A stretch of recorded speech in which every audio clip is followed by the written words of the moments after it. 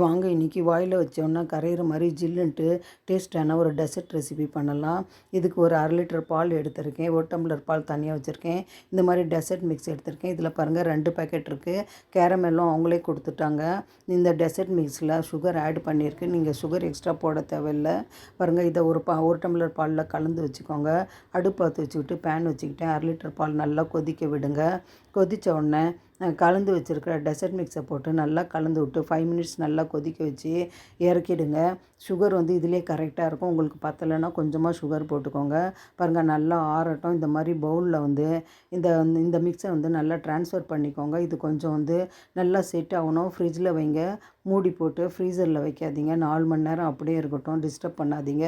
4 மணி நேரத்துக்கு அப்புறம் எடுத்துகிட்டு கத்தியில் கொஞ்சம் ஓரம் எடுத்து விட்டு பாருங்கள், நான் பிளேட்டில் ட்ரான்ஸ்ஃபர் பண்ணிவிட்டேன்.